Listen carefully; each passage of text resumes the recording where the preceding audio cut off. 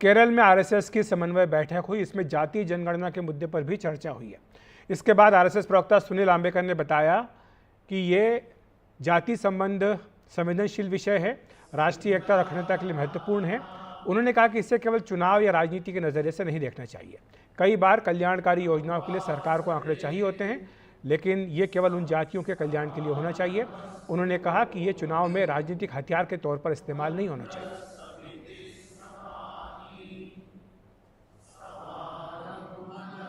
Definitely for all welfare activities, particularly addressing to the particular community or caste which is lagging behind, and so which is the special attention is needed to some communities and caste.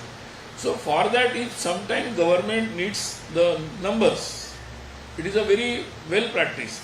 So government needs the numbers, it takes, earlier also it has taken, so it can take it, no problem. But it should be only to address the welfare of those communities and castes.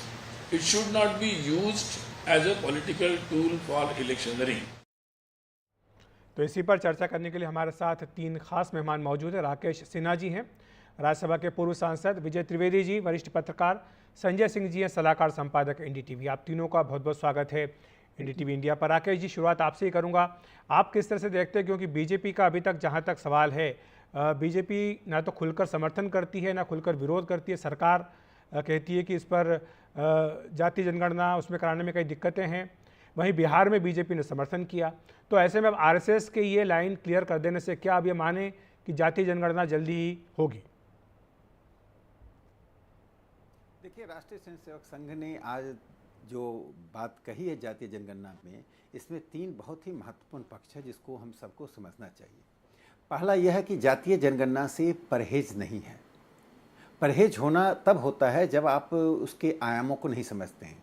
ये इसलिए परहेज नहीं है कि इसके आंकड़ों का उपयोग समाज के अंतिम व्यक्ति तक होना चाहिए। राज्य बहुत प्रयास करने के बाद भी कभी कभी प्राथमिकताएं आंकड़ा नहीं होने के कारण तय नहीं कर पाती हैं और अधिकतम लाभ और अधिकतम पिछड़े और अविकसित लोगों को नहीं मिल पाता है। इसलिए जातीय जनगणना का उपयोग कल्याणकारी उद्देश्य से एक कल्याणकारी राज्य को करना चाहिए। दूसरा, इसका राजनीतिक उद्देश्य से उपयोग नहीं होना चाहिए।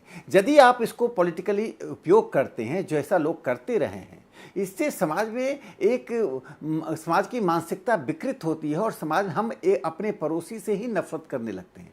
तो इसका राजनीतिक उद्देश्य नहीं होना चाहिए। इसमें एक जो छिपी हुई बात है, मैं जो बताना चाहता हूं कि देखिए, राजनीतिक उद्देश्य गैर राजनीतिक उद्देश्य क्या होता है। इस देश में नोमैडिक ट्राइब्स यानी घुमंतू जाति के लगभग 9 से 12 करोड़ लोग हैं। आज किसी भी पॉलिटिकल पार्टी का, कांग्रेस पार्टी से लेकर समाजवादी पार्टी तक, मार्क्सवादी कम्युनिस्ट पार्टी का कोई एक प्रस्ताव 47 से लेकर आज तक नहीं आया। राष्ट्रीय स्वयंसेवक संघ का एक संगठन उसके लिए 3 दशकों से काम कर रहा है। भारतीय जनता पार्टी की सरकार बनी तो प्रधानमंत्री नरेंद्र मोदी जी ने उसके लिए नोमैडिक ट्राइब्स बोर्ड की कल्याण वेलफेयर बोर्ड की स्थापना की। तो जब आप सिर्फ सत्ता केंद्रित काम करते हैं, वोट केंद्रित काम करते हैं, तो आप लोगों को एक मतदाता समझते हैं। राष्ट्रीय स्वयंसेवक संघ ने लोगों के हित की बात की। एक और इसमें मैं जोड़ दूं, संघ ने जो और बात कही है कि आरक्षण इसके साथ एक जुड़ा हुआ पक्ष है। संघ, राष्ट्रीय स्वयंसेवक संघ, जैसा मोहन भागवत जी ने पहले कहा और अभी भी जो कहा गया है कि आरक्षण यथार्थ है, आवश्यकता है, और उसमें किसी प्रकार के गुणात्मक परिवर्तन, कोई भी प्रस्ताव आता है तो कम्युनिटी कंसेंसस होना चाहिए, बाहर से हस्तक्षेप नहीं होना चाहिए। विद इन दी कम्युनिटी में कंसेंसस, सहमति आनी चाहिए। ठीक है, सुप्रीम कोर्ट का जजमेंट आया एससी एसटी में सब कैटेगराइजेशन को, उसको लेकर के स्थिति स्पष्ट की कि सबकी कंसेंसस से फैसला होना चाहिए। विजय जी, लेकिन ये कहना कि राजनीति नहीं होनी चाहिए, चुनावी फायदे के लिए इस्तेमाल नहीं होना चाहिए, जहां पर हर चीज़ में राजनीति होती है, जहां पर ये नारा दिया जाता है जिसकी जितनी संख्या उसकी उतनी हिस्सेदारी, आपको लगता है नहीं कि जब भी जनगणना होगी, जातीय आधार पर जनगणना होगी, तो जो जातीय आधारित पार्टियां हैं वो तो फायदा उठाने की कोशिश करेंगी ही, कांग्रेस जैसी मुख्यधारा की पार्टी भी अब पीछे नहीं रही है? बिल्कुल ठीक बात है अखिलेश जी के जातीय जनगणना का जो कल्याणकारी योजनाओं में उपयोग हो, इस्तेमाल हो, वो तो जरूरी है। इस पर भी लंबी बहस हो रही थी। हालांकि भारतीय जनता पार्टी उसके लिए भी तैयार नहीं थी, बहुत लंबे समय से इस पर चर्चा हो रही थी। लेकिन कांग्रेस और खासतौर से जो हमारे यहाँ रीजनल पार्टीज हैं, जो जातियों के आधार पर काम करती हैं, उनके लिए एक बड़ी ताकत होगी और ये रोक पाना कि वो चुनावी राजनीति में इसका इस्तेमाल नहीं करेंगे। दरअसल ये सारी लड़ाई तो, बहाना तो यह है कल्याणकारी योजनाएं, लड़ाई तो राजनीति है ना, ताकि छोटे छोटे जो जातियों के ग्रुप हैं जिनको अभी फायदा नहीं हो, जैसे आपने कहा सब कैटेगराइजेशन का सुप्रीम कोर्ट ने कहा, तो ऐसी पॉलिटिक्स में सब कैटेगराइजेशन है। अभी बहुत सारी बड़ी पार्टियों को, जाटव पार्टी को, यादव को, जातियों को मौका मिल गया है, तो जो जिन जातियों को मौका नहीं मिला है वो नई जातियां, नए ग्रुप, पॉलिटिकल ग्रुप के तौर पर निकल कर आएंगे और पॉलिटिक्स में उसको एक नए तरीके के नए नेता, नया नेतृत्व, नया समाज मिलेगा। इसका कितना फायदा होगा, नुकसान होगा, ये तो बाद की बात है, लेकिन ये तो संभव ही नहीं लगता मुझे कि जातीय जनगणना हो और उसका चुनावी फायदा राजनीतिक दल नहीं उठाए। जब आप अभी तो कह रहे हैं ना, आप हरियाणा में बैठक हो रही है, हरियाणा को लेकर बीजेपी कांग्रेस की, तो वहां क्या तय कर रहे हैं? जाति तो तय कर रहे हैं, और क्या तय करना। जी संजय जी, जब बात होती है आरएसएस की ओर से ये स्पष्ट कर देना कि जातीय जनगणना जो है सरकार के लिए आंकड़े इकट्ठे करने के लिए ज़रूरी है, तो ऐसे में आपको क्या लगता है कि बीजेपी के लिए अब फैसला लेना आसान हो जाएगा या अब भी मुश्किल है? क्योंकि बीजेपी भी समझ रही है कि जिस तरह से कांग्रेस ने इस पर आक्रामक रुख अख्तियार किया उसके लिए आसान नहीं होगा। देखिए, एक तो बात तय है कि आरएसएस ने कहा है तो बीजेपी के लिए एक संशय की स्थिति होगी अनलेस अनटिल की दोनों के कोऑर्डिनेशन में ये बात नहीं कही गई।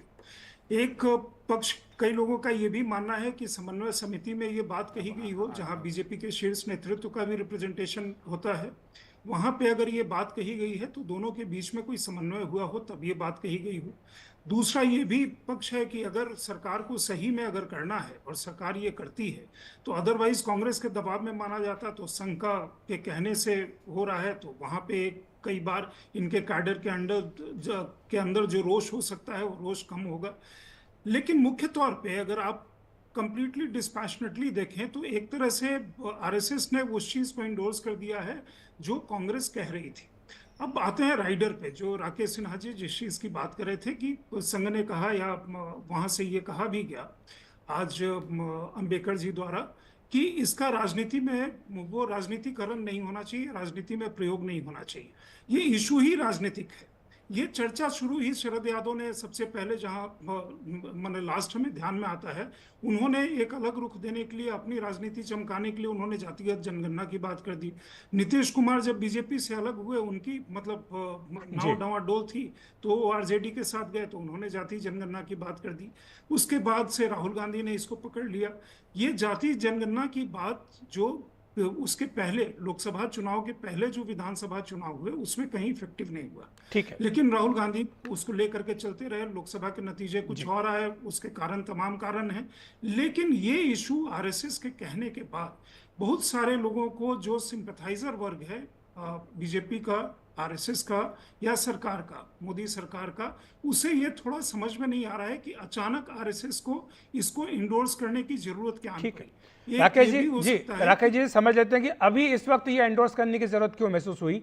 और दूसरी सवाल इसी से जुड़ा ये है कि समन्वय बैठक थी, जेपी नड्डा जी पूरे समय वहां मौजूद रहे, क्या आपको लगता है कि जो बातें कही गई कि लोकसभा चुनाव में मिलकर काम नहीं हुआ, परिवार में थोड़ा बिखराव दिखा, अब इस बैठक के बाद थोड़ी मजबूती आएगी, खासतौर से हरियाणा जम्मू कश्मीर विधानसभा चुनाव में?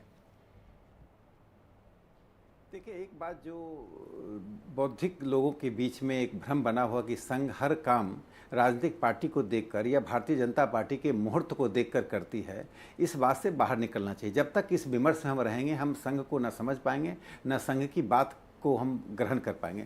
मैं यहाँ दो छोटी छोटी बातें करना चाहता हूँ।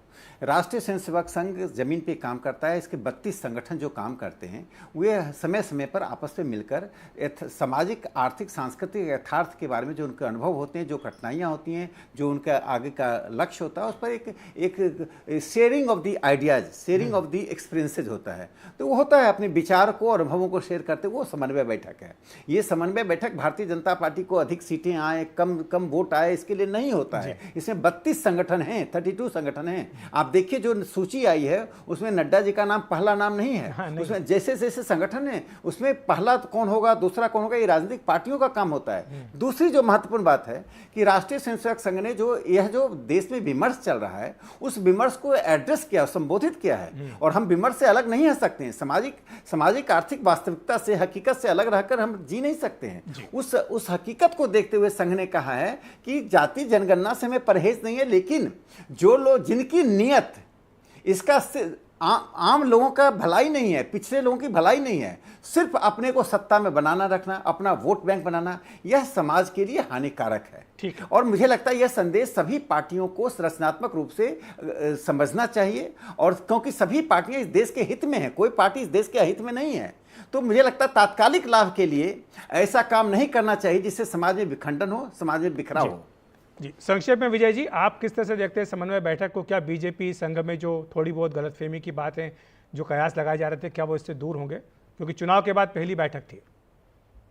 देखिए अखिलेश जी, जो पैनल आपने बना रखा है वो सभी विद्वान मुझसे ज्यादा जानते हैं संघ के बारे में। आप सभी है ना, संजय जी हैं, आप खुद हैं, और सिन्हा साहब हैं, वो तो जानते ही हैं।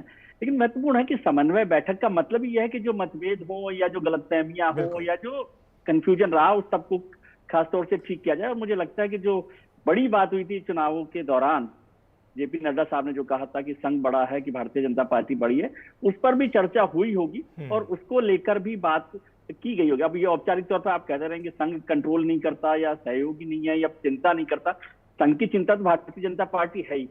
ऐसा अगर आप मानते हैं कि नहीं है तो फिर तो विमर्श की कोई बात नहीं। ठीक है। उनकी चिंता है और भारतीय जनता पार्टी मजबूत बने, ये भी संघ की चिंता है, इसमें कोई आपत्ति वाली बात नहीं है। लेकिन इसको मान लेना चाहिए, इसमें कोई बहुत अपराध बोध नहीं रखना चाहिए संघ को। ठीक है, शुक्रिया विजय जी, संजय जी आपका, राकेश जी हमारे साथ जुड़ने के लिए बहुत बहुत धन्यवाद, इस चर्चा में हिस्सा लेने के लिए।